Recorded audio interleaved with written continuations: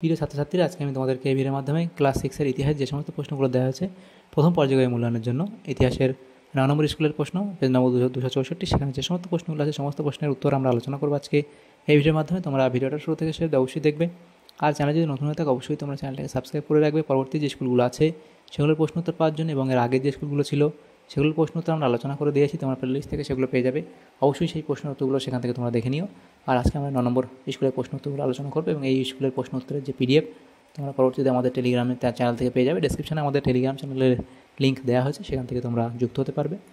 তো 9 দাগের 9 নম্বর যে স্কুল সেটা বলা আছে 9 নম্বর স্কুলের প্রথম প্রশ্ন 1 দাগের সঠিক উত্তরটি বেছে নিয়ে লেখো। প্রথম প্রশ্ন 1 দাগের 1 প্রশ্ন, আদিম মানুষের প্রথম হাতিয়ার ছিল, তো সেটা হচ্ছে কি ভোতা পাথর। এরপরে প্রশ্ন, ভীমবেটকা গুয়াহাটি অবস্থিত, তাহলে ভীমবেটকা গুয়াহাটি কোথায় অবস্থিত?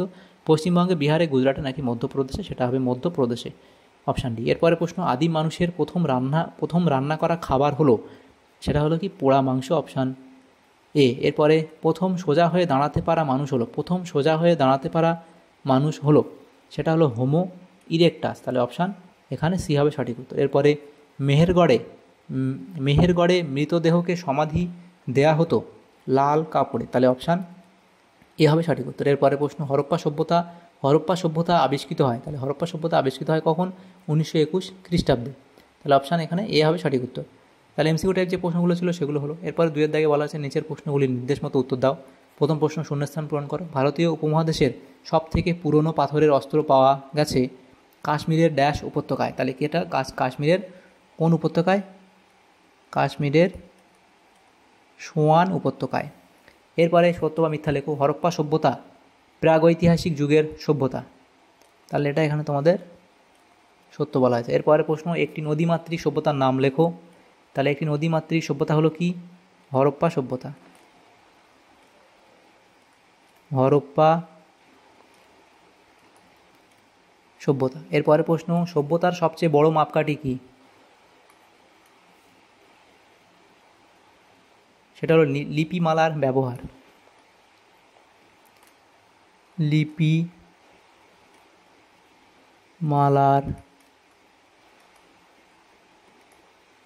ব্যবহার। এরপরে যে প্রশ্নগুলো আছে দেখো, 3 দাগের প্রশ্ন, 4 দাগের এবং 5 দাগের প্রশ্নগুলো আমরা নেক্সট পেজে আলোচনা করব। তো প্রথম প্রশ্ন ছিল হোমো স্যাপিয়েন্স বা বুদ্ধিমান মানুষের 2টি বৈশিষ্ট্য লেখো, তাহলে হোমো স্যাপিয়েন্সের বৈশিষ্ট্য 3টে দেওয়া আছে, এখান থেকে যে কোনো 2টো লিখলে হবে। এরপরে প্রশ্ন অথবা দিয়েছিল আদিম মানুষ একসময় যাযাবর ছিল কেন, তাহলে যাযাবর থাকার কারণ লিখবে, যাযাবর জীবনযাপনের কারণ, তাহলে খাদ্য সংগ্রহ, শিকার ও ফলমূল জোগাড়, এই 2টো পয়েন্ট লিখবে।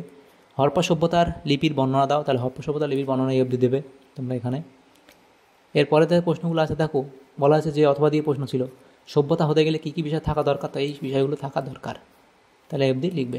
এরপরে তাহলে যে প্রশ্নগুলো আছে দেখো সেটা কী বলা হয়েছে, 4 দাগের প্রশ্ন, নিচের প্রশ্নগুলি 4-5টি বাক্যে উত্তর দাও। প্রথম প্রশ্ন, ভীমবেটকার সংক্ষিপ্ত বিবরণ দাও, তাহলে ভীমবেটকা সম্পর্কে সংক্ষিপ্ত বিবরণ তোমরা অবধি দেবে। এরপরে টিকা লেখো মহেঞ্জোদারোর স্নানাগার, তাহলে মহেঞ্জোদারো স্নানাগার সম্পর্কে অবধি লিখে দেবে। এরপরের প্রশ্ন ছিল কি 5 দাগের প্রশ্ন, নিচের প্রশ্নগুলি 8-10টি বাক্যে উত্তর দাও, বিকল্প প্রশ্নগুলি লক্ষণীয়। প্রথম প্রশ্ন, আগুনের ব্যবহারের ফলে মানুষের জীবনে কী কী পরিবর্তন এসেছিল, তাহলে আগুন জ্বালাতে শেখার পর আদিম মানুষের অনেক সুবিধা হয়েছে, যেমন কি প্রচণ্ড শীতের হাত থেকে রক্ষা, জীবজন্তুর আক্রমণ থেকে রক্ষা, আগুনে ঝলসে খাওয়া, এইগুলো সুবিধা হয়েছে মানুষের। অথবা দিয়ে প্রশ্ন ছিল কি, এই পয়েন্টগুলো লিখবে পুরোটা এই অবধি। এরপরে আছে আদিম মানুষ জোট বেঁধেছিল কেন, তাহলে আদিম মানুষ জোট বাঁধার কারণ পশু শিকার করার জন্য, নিজেদের আত্মরক্ষার জন্য, চাষবাস ও পশুপালনের জন্য, এই পয়েন্টগুলো করে এই অবধি লিখবে। এরপরে আছে জোট বাঁধার কী সুফল হয়েছিল বলে তোমার মনে হয়, তাহলে আদিম মানুষের জোট বাঁধার সুফল বলে এই একটা পয়েন্ট তোমরা লিখবে, দ্বিতীয় পয়েন্ট লিখবে, তৃতীয় পয়েন্ট লিখে এই অবধি তোমরা কমপ্লিট করবে প্রশ্নটা। এরপরের যে প্রশ্ন আছে 2 দাগের প্রশ্ন, হরপ্পা সভ্যতার ধ্বংসের কারণগুলি লেখো, তাহলে হরপ্পা সভ্যতার অবনতির কারণ বা ধ্বংসের কারণ এর লিখবে বন্যা, অনাবৃষ্টি, অরণ্য ধ্বংস, আর্থসামাজিক অবনতি এবং অন্তিম নিধন তত্ত্ব বলে এই অবধি লিখে দেবে, তাহলে এই প্রশ্ন উত্তর তোমাদের হয়ে যাবে। এরপরে ছিল অথবা দিয়ে প্রশ্ন, হরপ্পা সভ্যতার খাদ্যশস্য মজুত রাখার বাড়ি কেমন ছিল, তাহলে শস্যাগারের যে গঠন সেটা তোমরা এই পয়েন্টগুলো এখানে দেওয়া আছে এই অবধি লিখবে, তাহলে এই প্রশ্ন উত্তর তোমাদের হয়ে যাবে। তাহলে দেখো আমাদের এখানে যে প্রশ্নগুলো ছিল ক্লাস 6-এর যে প্রশ্নগুলো ছিল ইতিহাসের, সেগুলো আমরা আলোচনা করলাম আজকে এই 9 নম্বর স্কুলের। তোমাদের যদি সামান্যতম উপকার এসে থাকে ভিডিওটা অবশ্যই লাইক করবে, আর বেশি বেশি করে বন্ধুদের সাথে শেয়ার করবে। Thanks for watching.